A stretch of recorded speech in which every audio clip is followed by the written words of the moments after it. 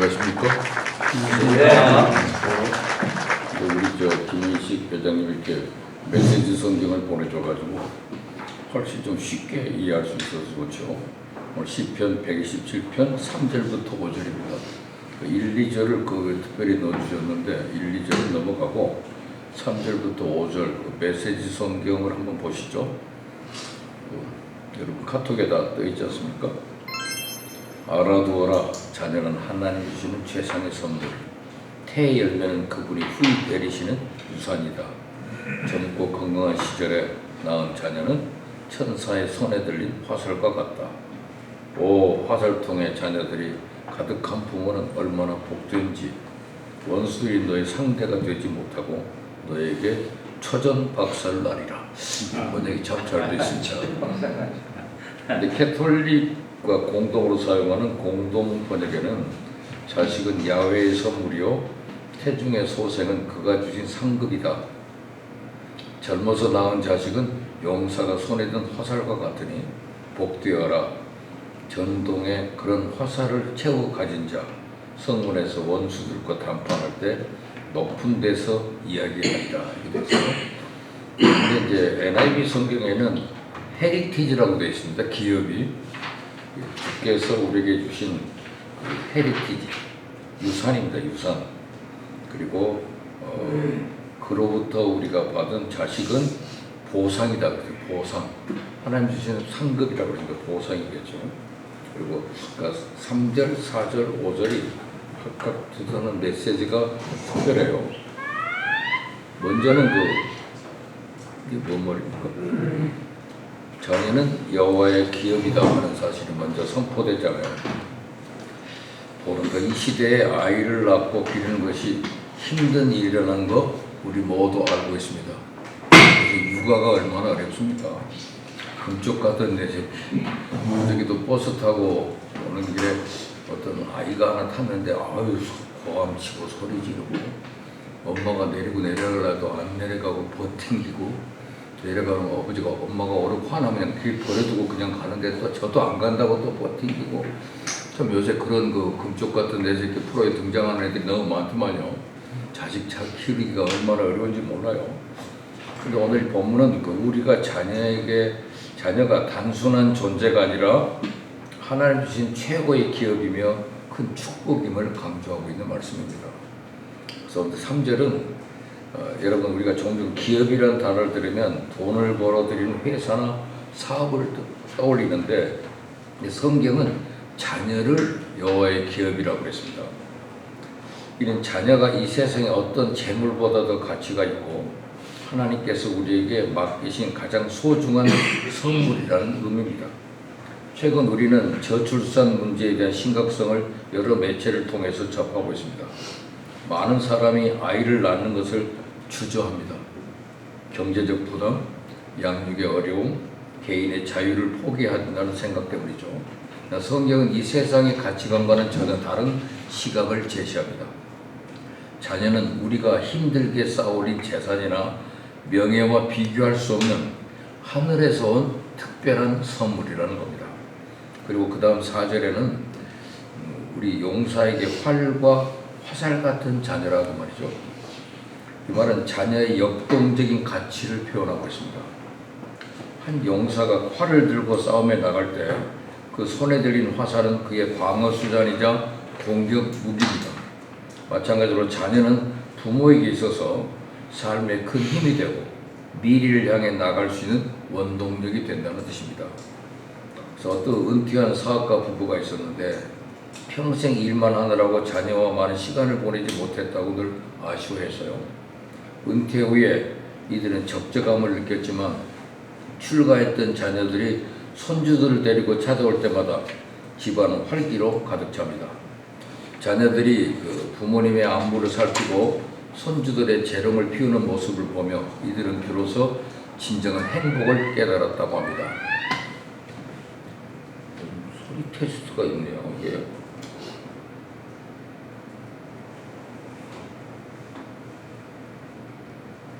핸드폰에 문제가 아니라 이 전자시계에 문제가 있네요. 그래서 사업으로 모아둔 재산은 그저 물질적인 것에 불과하지만 자녀와 손주들이 주는 기쁨과 사랑은 그 어떤 것으로도 바꿀 수 없는 것입니다. 이들에게 자녀는 노년의 삶을 풍요롭게 만들어주는 화살과 같다고 그랬어요. 세 번째는 수치를 당하지 않는 복이라고 합니다. 5절은 맞아. 이 구절은 자녀를 통해 얻는 복과 영광을 고대 근동 사회에서 성문은 재판이나 중요한 협상이 이루어지는 공적인 장소입니다. 이때 자녀가 많은 사람은 곧 큰 세력을 가진 사람으로 여겨졌어요. 이 말씀은 단순히 자녀의 수적인 많음을 얘기하는 것이 아니고 자녀가 많다는 것은 곧 하나님께 주신 복을 충만하게 받은 가정을 의미하고 그 가정이 세상의 어려움과 맞설 때 당당하게 설 수 있다는 뜻입니다. 자녀를 통해 우리는 세상의 유혹과 고난 속에서도 흔들리지 않는 든든한 힘을 얻게 됩니다. 이번에 남보라인가요? 이번에 신혜라고 원래 오기로 했었는데 어떻게 남보라 배우가 와서 간증을 해서요. 근데 그는 13남매의 장녀라고 그러더라고요. 35살 먹은 여자인데 자기가 13남매 장녀. 아버지가 64년생이더라고요. 어머니가 65년생이고. 근데 우리 그 기아대택 다닌 우리 목사님이 그 남보라 아버지가 목사님이라고 그러더라고요. 그래서 내가 목사님이 그렇게 많이 애를 낳나? 상당히 의아했어요. 그랬더니 끝나고 난 다음에 물어봤어요. 정말 목사님 맞아? 그랬더니 사업가라는 설도 있고 목사라는 설 두 가가 루머로 나와 있대. 목사님이라고 그러니까 조금 어색하기도 했어요. 근데 그 사람이 그 강의하는 도중에 부모 공경 문제를 가지고 상당히 고민했다는 얘기를 들었잖아요. 부모를 공경하란 말을 어떻게 순종할 수 있을까 하는 고민을 많이 했는데 또 천천히 하다 보니까 그것이 됐다는 사실 감명해서 이번에 남보라 배우가 강의한 내용이 상당히 우리에게 감동을 많이 줬어요. 또 김명수 사장님이 보내준 그 카톡 거기 뭐지 CBMC 보내준 것들이 이렇게 개별적으로 띄어가지고 사용하면 다 좋은 메시지가 담기더라고요. 그래서 제가 그 어려움을 당하고 있는 가정들, 장애인 가정들한테는 그 고박사 프로그램을 따로 보내주기도 하고 몇 군데 나눠서 보내는데 상당히 감동적이고 은혜를 많이 받았어요. 이번에 또 가시나무새 그 콜린 콰이어의 노래가 상당히 많이 은혜를 줬고요. 또 최병랑 목사님의 찌라도 설교는 상당히 우리의 용기와 힘을 많이 줬습니다. 저도 과거 40세부터 53세까지 13년 동안 전 세계의 부흥회를 다녔어요. 그래서 수천 명을 상대로 했었는데 그때의 열정, 이분을 강의를 들어서 그 열정이 다시 나도 회복될 수 있을까 하는 생각을 가지게 되었습니다. 참 강력한 고생도 많이 했더만요. 미국에서도 그렇고. 뭐라고 해서 세미한 교회라고 그랬습니까? 세미한 교회. 세미한 거. 그 많이 알려졌어요. 그 유명해지더니 갑자기 강남중앙침례교회는 그 김충기 목사님이 설립한 교회인데 그 다음에는 그 피 교수라고 김신대 총장이 담임 목사였죠. 3대로 이분이 아마 오신 것 같아요. 또 굉장히 파워풀한 설교고 편한 설교였습니다. 그리고 지난번에 오셨던 그 이건호 목사님은 상당히 많이 부드러워졌더라고요. 대구에서 목회하신 분이라 그러면 한 번쯤 일어나서 존경을 표시해야 됩니다. 대구가 정말 목회하기가 어려운 곳이에요. CBMC는 대구에서 출생했답니다. 그리고 또 대구 목사님이 오셔가지고 제 개회 설교를 통해서 많은 은혜를 줘서 이번에 가서 한 은혜를 많이 줬어요. 근데 아까 논란이 좀 있었습니다만 저는 차를 타고 일찍 출발을 해갖고 오는 길에 계속 방송으로 들었단 말이에요. 듣다 보니까 김승규 회장님이 나와서 똑같은 얘기지만 반복해서 들어도 나는 은혜가 됐고 처음으로 또 광복절이라고 그래서 애국가를 4절까지 같이 부르니까 뭐 차 안에서도 4절까지 저도 노래 부르면서 같이 올라왔습니다. 그분은 항상 레퍼토리가 똑같아요. 같은 노래도 부르면 또 은혜가 되는 거니까 그렇게 생각하셔야지. 그 최 회장님은 그거에 대해 이의를 제기하고 공지를 보내가지고 그 이의를 제기하겠다, 논의를 하겠다 그러던 좀 시비거리가 있더만요. 근데 이번에 최 회장은 오히려 가끔 자기 생색을 내려고 많이 애를 쓰는 흔적을 봤어요. 근데 반응은 별로 안 좋았던 것 같아요. 좀 자기를 좀 두각시키고 싶은 의지가 강해요. 전라도 사람들의 매력인데 그게 너무 특이한 게 좀 안타깝다는 생각을 했습니다. 근데 이분은 상당히 고참이고 90세가 됐는데 그렇게 정정하게 말할 수 있다는 건 대단한 거예요. 노익장입니다. 우리 CBMC 그 리더들은 99세까지 되게 살았거든요. 최창근 기억합니다. 또 풀무원 회장 그보다 99세잖아요. 100세를 못 넘겼어요. 요즘 이제 100세를 넘길 수 있는 시대가 됐으니까 이번에 그 누구죠? 두상달 회장이 잔디 밑에 들어가 있어야 될 사람들이 잔디 위를 걷고 있다는 말은 상당히 의미 깊었습니다. 이미 죽었을 사람들이 잔디 위를 걸으니까 그 골프 치고 다닌다는 얘기잖아요. 그런 장수 시대를 살았다는 얘기를 상당히 우리가 좀 여러 가지 깨닫게 해줬고 여러 면에서 이번에 프로그램들이 상당히 그 은혜가 됐습니다. 근데 녹음이 안 된 것들이 몇 개 있다고 그러죠. 남보라의 간증하고 아바 프로그램 좀 길었죠. 그거는 어떤 대체적으로 굉장히 그 임팩트가 있는 그런 프로그램들이 이번에 있어서 51차 대회가 상당히 은혜가 됐습니다. 저는 이번에가 상당히 고무를 됐고 또 많이 용기도 얻고 또 열정을 다시 회복할 수 있는 좋은 계기가 됐음을 감사합니다. 오늘 주신 말씀을 좀 살펴보겠습니다. 여러분 기업이란 그 의미를 영리를 목적으로 경영하는 크고 작은 사업을 하는 회사로 되게 생각을 하잖아요. 근데 사업가는 자기가 하는 기업을 통해서 부와 성공과 행복을 창출합니다. 그래서 일반인들은 기업과 자신과는 무관한 것으로 생각을 해요. 근데 성경은 남녀가 결혼하고 자식을 낳으면 바로 그 자식이 하나님께 주신 기업이라고 말씀합니다. 모든 기업들은 인간이 의도적으로 만든 것이고 그 인간을 기르는 기업, 즉 자식 농사는 하나님이 주신 최고의 기업이라는 겁니다. 이 기업을 잘하면 바로 하나님의 상급이 된다는 겁니다. 자식 잘 기르면 우리 일생의 가장 큰 상급이 됩니다. 그것은 이 땅에서 누리는 어떤 축복보다도 자식 농사를 통해서 얻는 축복과 행복과 기쁨은 그 무엇과도 바꿀 수가 없는 겁니다. 그럼에도 불구하고 우리들은 삶의 최고의 기업인 자식 양육을 등한시하고 세상적인 기업에만 몰두할 때가 많습니다. 그 결과 자식 기업이 실패하고 자식이 아니라 왼수로 짐이 되어 돌아올 때가 있습니다. 자녀는 하나님께서 우리에게 상으로 복으로 주신 것이지 짐으로 주신 것이 절대로 아닙니다. 사람이 하는 모든 기업이 얼마나 중요한지 가치를 창출하는지 몰라요. 자신이 세운 기업이 잘 되면 그 사람의 명예가 올라가고 그 가족이 함께 부귀영화를 누릴 수 있습니다. 또 경제적 힘이 생겨서 이웃을 돕고 사회에 봉사할 수도 있어요. 그러나 기업 경영을 잘못하여 기업이 잘못되면 어려운 일이 따라오고 명예가 추락하고 감옥에 가기도 하고 자기 집안은 물론 사돈 팔촌까지 망하기도 합니다.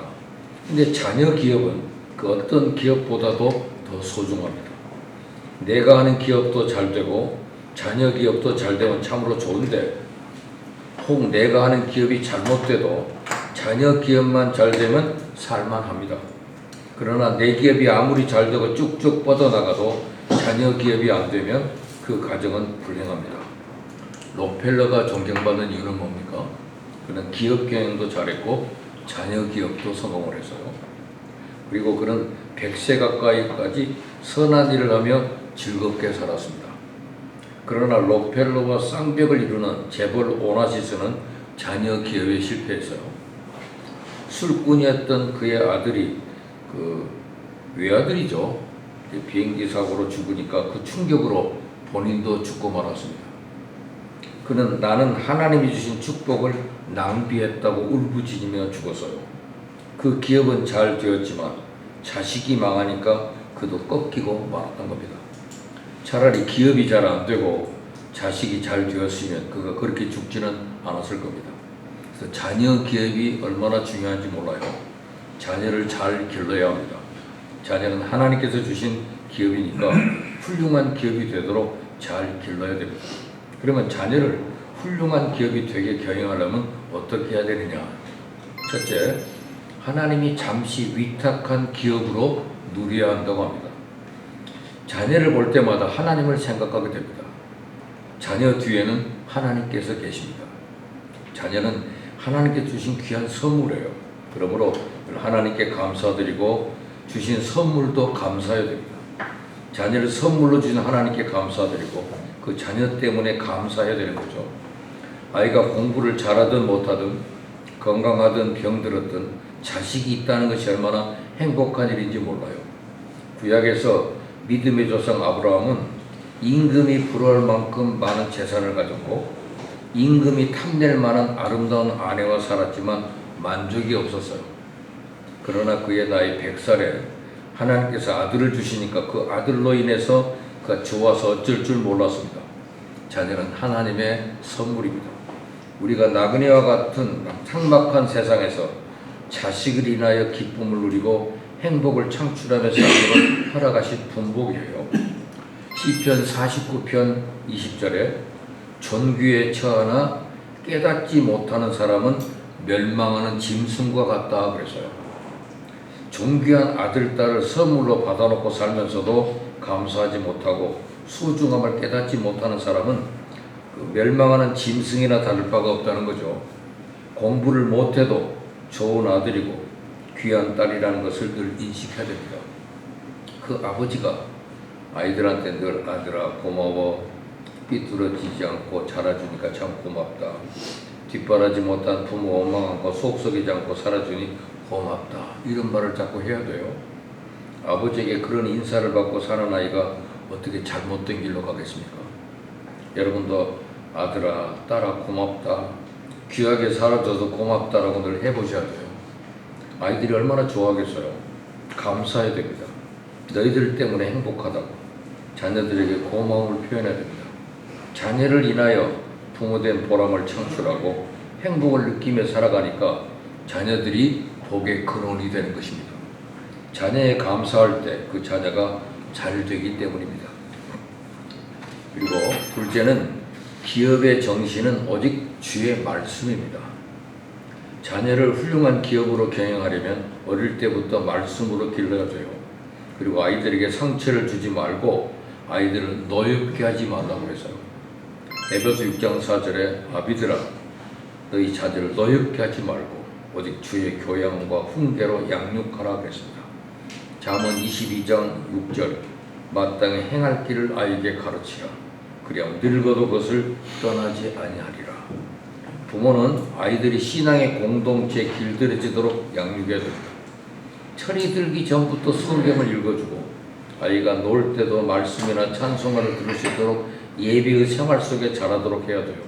근데 부모들이 예배를 안 드리면 자녀들은 예배의 삶을 배울 기회를 잃어버리게 됩니다. 모태로부터 예배 드리면서 성장한 아이들이 구역 예배, 각종 예배에 참석하면서 아이들을 안고 업고 기도하면서 찬송을 잘하는 아이들의 영성을 잘 성장하게 되어 있어요. 아이들이 놀면서도 찬송을 듣고 말씀을 들을 수 있도록 해주고 아이들이 잠자기 전에는 성경을 읽어주는 것, 그리고 아이가 글을 읽을 수 있으면 꼭 성경을 읽게 합니다.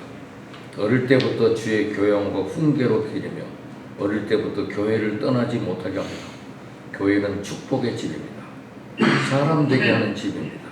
잘못을 씻어주는 집입니다. 하나님의 사랑이 내려오는 집이죠.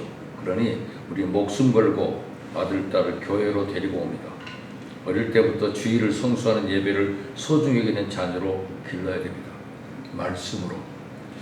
제 친구가 한 사람이 그 언어를 좀 전공한 분인데 자기 아이들한테 초등학교 때부터 성경 써보라고 가르쳐요. 성경 쓰기를. 성경 쓴 다음에 영어로 쓰기를 가르쳤어요. 영어로 써서 로마서를 한 권 딱 쓰고 나면은 2만 원 줬다고 하더라고요. 캐시로. 애들이 성경 쓰다 보니까 전체를 영어로 썼어요. NIV로. 쓰다 보니까 애들이요. 성경 NIV가 일반 사전에서 우리가 사용하는 단어가 한 20여만 단어 쓰는데 NIV 성경이 약 80만 단어거든요. 단어를 많이 안다는 것은 워드 파워입니다. 그래서 그 성경을 성경 억지로 타이핑을 시켰대요. 가르치고 또 쓰고. 그랬더니 그 아이들이 언어의 달인들이 됐어요. 지난번에 998점 맞았더라고요. 토익. 한양대학교에서 4년 장학생으로 그냥 뽑아갔어요. 공군 장교로 가가지고 지금 공군 국방부 장관의 그 통역 담당 장교가 됐더라고요. 그 아이들이 크는데 대단해. 그 언어 능력은 탁월한 성경을 쓰는 거. 특별히 NIV 성경을 쓰면요. 영어가 많이 늘어요. 빨리 쓰는 거죠. 그래서 아이들한테 그 한 권 쓰면 애들은 캐시를 줘야 말을 잘 듣는다는 거예요. 썼는데요 이거. 정확하게 돈을 줬대요. 이 아이들이 정말 위대한 인물이 돼요. 성경을 쓰는 것 귀한 일입니다. 말씀으로 가르치는 것. 저는 제 아이가 그 4학년 때가 둘째 아들인데 학교에서 뭐 가운을 써오라고 그러더라고요. 가운. 아버지 가운을 써야 되는데 그래서 내가 당연하지. 선하고 의롭고 진실하게. 그래서 써서 줬어요. 에베소 5장 8절이잖아요. 그게 모든 착함과 의로움과 진실. 이것이 그리스도인의 가치거든요. 사람이 착하기만 하면 안 돼요. 의로워야 돼요. 그러면서 진실해야 됩니다. 그것이 진정한 그리스도인의 삶이란다. 그래서 내가 선하고 의롭고 진실하게. 근데 제가 최근에 이 아이들이 우리 장로됐잖아요. 걔들 핸드폰을 보니까 카톡에 교훈이 써 있잖아요. 거기 보니까 선하고 의롭게 진실하게가 써 있더라고요. 40대에도 그걸 갖고 다니는데 그 부인 핸드폰도 보니까 선하고 의롭고 진실하게 써 있더라고요. 이 아이들의 가슴 속에 새겨지는 말씀이 계속된 교육의 방향이 된다는 사실이잖아요. 그래서 기업의 정신이 오직 주의 말씀이라는 것. 세 번째는 신앙의 유산을 물려줘야 됩니다.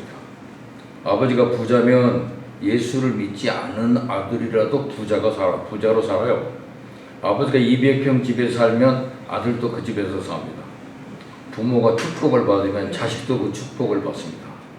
출애굽기 20장 5절 6절에 나를 미워하는 자의 죄를 갚되 아비로부터 아들에게로 3, 4대까지 이르게 하거니와 나를 사랑하고 내 계명을 지키는 자에게는 1000대까지 은혜를 베푼다 그랬어요. 벌은 3, 4대 그러나 복은 1000대까지 이루는 겁니다. 그래서 유태인들이 지금도 잘 사는 거예요. 그 사람들이 비록 적은 사람들이지만 항상 하나님 말씀을 배우고 살았잖아요. 그렇기 때문에 1000대까지 갑니다. 이게 창세기 26절에 보면 26절이죠. 이삭이 애굽으로 이사 가려고 하니까 하나님이 이삭아 가지 말고 여기 있어라 그랬어요. 하나님 지금 여기는 흉년입니다. 그래도 여기 있으면 내가 복을 주겠다. 그리고 네 자손을 하늘의 별처럼 번성케 하고 네 자녀에게 복을 주겠다. 여기에 보이는 이 땅을 다 내 자손에 주겠다 그랬어요. 이삭이 이사를 가지 않으니까 하나님께서 얼마나 큰 복을 줬습니까? 창세기 26장 12절 말씀대로 이삭이 그 땅에서 농사하여 그의 100배나 얻었어요. 100배란 말을 단순하게 생각하지 마세요. 양이 1000마리인데 100배 되면 몇 마리입니까? 1000마리에 100배. 그러네. 소가 100마리인데 100배가 되면 10,000마리잖아요. 나귀가 500마리인데 100배가 되면 50,000마리입니다. 이삭이 갑자기 거부가 되니까 그 당시에 임금 아비멜렉이 질투를 해요. 블레셋의 모든 사람들이 질투를 합니다. 그래서 이제 떠나가라. 네가 우리보다 더 강성해서 이제는 우리를 떠나가라 그랬어요. 이삭이 그곳을 떠나 다른 곳에 자리를 잡고 샘을 파니까 물이 쏟아져 나옵니다. 그러니까 블레셋 사람들이 와가지고 더 멀리 가라 그랬어요. 또 다른 곳에 가서 샘을 파니까 또 물이 쏟아져 나옵니다. 그들이 와서 떠나가라 그랬어요. 할 수 없이 블레셋 사람들이 신경 쓰지 못할 만한 곳으로 가니까 광활한 대지, 풀이 쫙 깔려있고 강물이 엄청나게 많이 흐르는 초원지가 있어요. 땅을 파니까 물이 솟아납니다. 이삭이 하나님 감사합니다. 더 넓은 땅을 주셨네요. 이게 르호봇의 축복이라고 그러잖아요.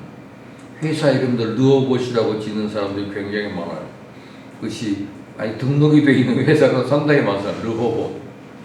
여기까지 넓게 해주셨으니까. 이삭은 잘 되는 일도 잘 되고 안 되는 일도 만나도 결국은 다 잘 됐어요. 잘 되어도 잘 되고 안 되어도 잘 된다. 이삭은 농사가 100배나 잘 되어도 잘 됐고 쫓겨나도 더 잘 됐어요. 그런데 이삭이 잘해서 그렇게 되냐? 성경은 그렇게 말하지 않습니다. 창세기 26장 5절에 이는 아브라함이 내 말을 순종하고 내 명령과 내 계명과 내 윤리와 내 법도를 지켰습니다. 아버지 아브라함이 하나님 말씀에 순종하니까 그 아들이 복을 받았다는 얘기예요. 아간이 외투 한 벌, 은 200세겔, 금 50세겔을 훔치니까 죄 없는 그의 아내와 아들, 딸이 다 돌에 맞아 죽었습니다. 고라가 모세에게 거스르고 하나님께 반항하니까 그는 물론 그의 아내와 자손들이 다 땅에 파묻혀 죽었습니다. 하나님이 주신 기업인 자녀를 훌륭하게 기르려면 우리가 다 행하고도 또 힘쓸 일이라는 사실을 여기서 기억합니다. 신앙의 유산을 물려줘야 된다는 얘기예요. 넷째는 자녀를 위해 기도하는 일입니다. 마지막입니다. 오늘 1절에 뭐라고 그랬죠? 아까 주신 말씀해 보니까 1절은 여호와의 주신 기업이라고 그랬잖아요. 자식은 하나님이 지어 올리시지 않으면 집든 자들이 이것이 판잣집을 지을 뿐 하나님의 성을 지켜주시지 않으면 파수꾼이 밤에 있으나 없으나 매한가지 아침 일찍 일어나 밤늦게 잠자리에 들며 노심초사 뼈 빠지게 일해봐야 모두 헛수고 지나친 의역을 했어요. 그분께는 사랑하는 아들에게 쉼을 주시기를 좋아하는 분이다. 1, 2절 말씀해 보니까 중요한 것은 여호와께서 집을 세우지 않으면 세우는 자의 수고가 헛되다 그랬어요. 부모가 자식의 집을 아무리 잘 지어주려고 해도 하나님이 도와주지 않으면 안 됩니다. 바벨탑이 되는 거예요. 우리가 아들, 딸을 위해서 가장 힘써야 할 일은 손들고 기도하는 겁니다. 자식을 위해 다른 것을 못해도 기도는 해야 됩니다. 자식을 위해 새벽 기도를 왜 하지 못합니까? 자식 위해 다른 것을 못해도 손들고 기도하는 일은 할 수 있잖아요. 이 사회가 우리 아이들이 바로 살아가기 얼마나 힘든 환경입니까? 유혹과 곁길이 너무 많은 세상입니다. 특히 컴퓨터 안에 우리 아이들을 유혹하는 것이 여기저기 얼마나 많은지 몰라요. 그러니 약한 우리 아이들이 어떻게 배제하겠습니까? 그래서 하나님이 도와주시도록 기도해야 됩니다. 얼마 전에는 명문대학을 졸업한 청년이 자살했다는 얘기를 들었어요. 이 회사 저 회사 문을 들여봐도 자신을 받아주는 것이 없으니 자살한 겁니다. 명문대학 좋은 대학 나와도 마귀밥이 되는 거예요. 자녀를 위해 기도해야 됩니다. 마땅히 가르칠 것을 가르쳐야 됩니다. 자녀 교육에 그 선악의 선을 부모들은 분명히 그어줘야 돼요. 자녀들이 잘했을 때는 칭찬을 아끼지 말며 악을 행했을 때는 경고와 벌을 내려야 되는 것입니다. 잠언 22장 15절 아이의 마음에는 미련한 것이 얽혔으나 징계하는 채찍이 이를 멀리 쫓아내리라 그랬어요. 어린아이들은 아직 배우지 못했으므로 미련하지 않습니까? 그러나 성경은 말하기를 징계하는 채찍이 이 미련을 마음속에서 쫓아낸다고 말합니다. 잠언 23장 13절부터 16절 아이를 훈계치 하지 말라. 채찍으로 그를 때리지라도 죽지 아니하리라. 그를 채찍으로 때리면 그 영혼을 음부에서 구원하리라. 내 아들아 만일 네 마음이 지혜로우면 나 곧 내 마음이 즐겁겠고 만일 내 입술이 정직을 말하면 내 속이 유쾌하리라 그랬어요. 여러분 채찍으로 때리면 영혼을 멸망에서 구원합니다. 오늘날 교육은 아이들에게 채찍을 때리지 말라고 그래요. 학교 교육도 체벌을 금합니다. 그러므로 아이들이 방종하게 자랍니다. 잠언 29장 15절의 중요한 구절입니다. 채찍과 꾸지람이 지혜를 주거늘 임으로 하게 버려두면 내비두면 그 자식은 어미를 욕되게 하느니라 그랬어요. 채찍과 꾸지람이 지혜를 준다는 거예요. 때문에 오늘날 부모들은 자녀들을 방임하면 안 됩니다. 또 과보호하면 안 됩니다. 잘할 때는 칭찬하고 잘못했을 때는 꾸짖고 채찍으로 때릴 수 있어야 지혜를 얻게 되고 마음에서 어리석음이 쫓겨나게 되는 겁니다. 어릴 때 신앙을 넣어주면 절대 떠나질 않아요. 디모데후서 3장 15절에 또 네가 어려서부터 성경을 알았나니 성경은 능히 너로 하여금 그리스도 예수 안에 믿음으로 말미암아 구원에 이르는 지혜가 있게 하느니라. 저도 두 아들을 낳았는데 이 아들이 클 때 그 어머니가 항상 조그만 애기들 때도 매일 아침 새벽이면 일어나 분명 앉아놓고 팬티바람에 앉아있는데도 성경 한 장을 읽게 하더라고요. 돌려가면서 꼭 읽게 하고, 그 다음에 오늘 깨달은 말씀이 뭐야? 그러고 나서 그 아이들을 놓고 기도해 주는데 예배 시간이 총 해봐야 15분이에요. 그걸 20년을 했어요. 애들이 평생 엄마 말을 잘 들어요. 그럼 엄마 말 잘 들어요? 아버지 말도 잘 들어요. 그러면 우리 교회에 많은 지도자 될 만한 사람이 없어가지고 마침 40살 되는데 네가 장로로 이번에 입후보 해야 될 것 같다? 그래서 아이 무슨 미쳤어요라 미쳤다고 요새 이 나이에 뭔 장로야 그래서 내가 잠깐 목사의 아들은 목사가 되는 것도 중요한 게 아니라 장로 되는 것이 교회를 지키는 거야. 우리가 아무리 교회가 개척교회라도 장로를 안 세우면 교회가 없어져. 교회를 팔아먹고 가는 사람도 많아. 교회를 지키려면 장로가 되는 게 좋고 목사들이 장로가 되는 건 그게 우리한테 큰 병이에요. 그래서 아무 말 안 하고 순종하죠. 애들이 장로가 되더니요 우리 교회를 잘 지켜야죠. 40대 장로들이 교회를 지키는데 정말 고맙고 어떤 순간이면 저희들이 한번 헌금 한번 할게요. 자기들이 중간 시대가 이끌어가니까 참 편해졌어요. 그래서 좋은 장로들 일찌감치 40의 장로가 될 수 있다는 게 얼마큼 복입니까? 되게 훌륭한 장로님들은 30대에 되더라고요. 우리 김식 장로님도 아마 30대였을 거예요. 그죠? 그죠? 정확한 몇 살 때 했습니까? 35. 굉장히 빠르잖아요. 이제 뭐 55세 넘어서 했으면 늑장 부린 건데, 그래도 다행이지. 그래도 다행이죠. 장로 평생 못 해보고 가는 사람 많아요. 교회 다니면서 은근히 만나면 장로님 되셨겠냐? 그럼 아니요. 저희 큰형님이 지금도 장로님이 아니잖아요. 국회의원 시절에 옆에 사람들이 장로님 하셔야죠. 그랬더니 지금 그 교회를 67년째 다니거든요. 경동교회. 아이 나 그런 거 안 해 그랬거든요. 그런 거 안 해? 하나님이 얼마나 그 불쾌한 말이에요. 성직을 모독한 거잖아요. 이거 왜 그렇게 하다 그러면 아마 당신은 영원히 장로가 안 될 거다 그랬더니 안 됐더라고. 지난번에 하도 답답하니까 어디 가면 장로님 소리를 못 들으니까 우리 교회 오면 뭐 명예 장로로라도 될 수 있냐고 한번 나한테 은근히 물어보길래 내가 무슨 쓸데없는 소리를 다 하고 있어. 갑자기 자기 형이라고 와가지고 나 장로 시켜주고 말이 돼요? 다시는 언급도 못 하잖아. 지금 어디 가면 공식 직명이 원로 교인이라고 그러잖아. 원로.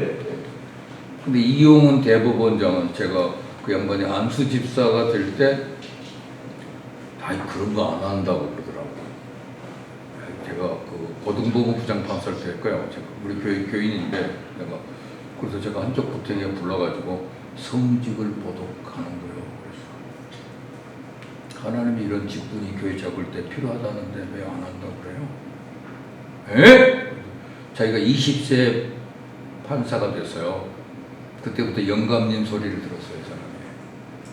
그 영감은 됐지만 안수집사 되는 건 싫어요. 그래서 이 양반이 그때부터 생각이 바뀌어가지고 장로가 됐기 때문에 이명박 정부 때 이 양반이 그 계속 대법원장 연장이 됐어요. 같은 장로니까 그 양반이 노무현을 그 변호하는 변호사로 했었거든요. 그 때문에 나중에 이명박 정부 때 그게 안 될 수도 있는데 같은 장로기 때문에 연장이 되더라고요. 장로직도 소중한 겁니다. 왜냐하면 교회 다니시려면 장로님 되세요. 제가 수입협회에서 많은 그 CEO들이 장로할 기회를 자꾸 놓치더라고요. 그래서 제가 자꾸 권면했더니 영락교회 장로님들이 다 됐어요. 나중에 그 영락교회는 교인이 5만 명인데 장로가 25명이에요. 장로 되기가 하늘의 별이에요. 그래도 그 장로들이 되니까 그 리더십을 발휘하고 목사님 서로 청빙할 때도 청빙위원장도 되고 일들을 잘 하시더라고 보니까 제가 수입협회한테 공부했던 분들인데 다들 훌륭한 장로님이 됐습니다. 말씀에 순종하는 것, 좋은 지도자가 되는 것 귀한 일입니다.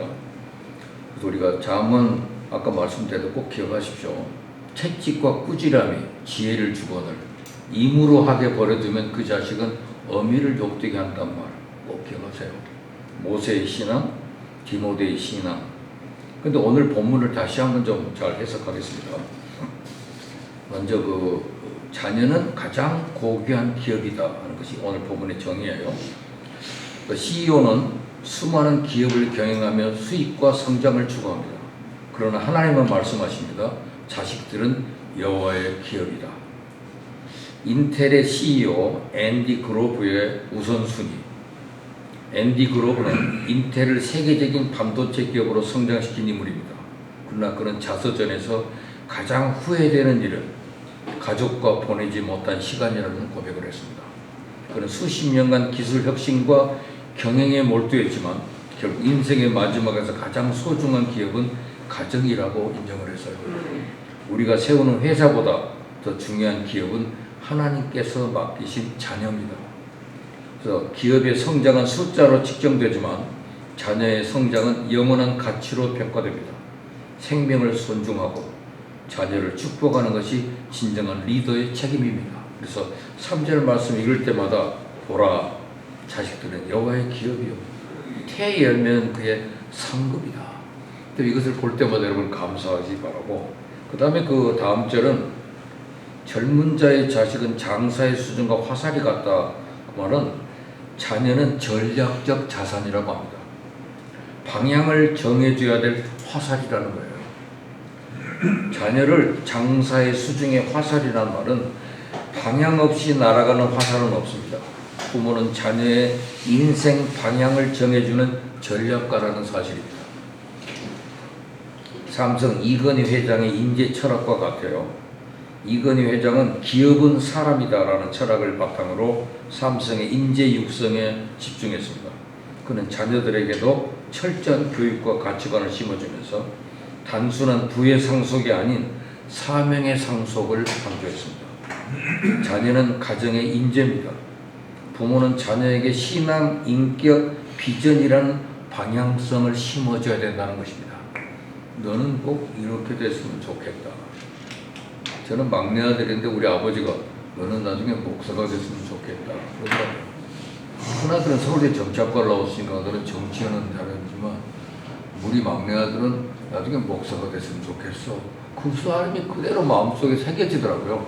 그러니까 나중에 어디를 가도 나는 나중에 목사가 돼야 되는데 생각이 들더라고요. 방향을 제시해 주는 것이 된다는 것이고, 5절 말씀입니다. 기업은 그 다음 리더를 키우는 데서 지속 가능성이 시작됩니다. 가정도 마찬가지입니다. 자녀는 우리 가정을 넘어 사회와 교회의 미래를 책임질 리더라는 사실을 기억하고 방향을 정해줘야 될 화살, 전략적 자산이라는 것이고, 그 다음에 마지막은 자녀는 명예를 지키는 방패가 된다는 것입니다. 여러분, 자식이 있는 건요 자기의 방패예요. 그들이 성문에서 원수와 말할 때 수치를 당하지 아니하리로다 그랬어요. 자녀는 부모의 명예를 지키는 존재입니다. 애플 CEO 팀 쿡의 가치 중심 경영에 팀 쿡은 애플의 CEO로서 기술 혁신뿐만 아니라 윤리적 경영을 강조했습니다. 그는 가정에서 배운 정직과 책임감이 경영의 중심이 되었다고 합니다.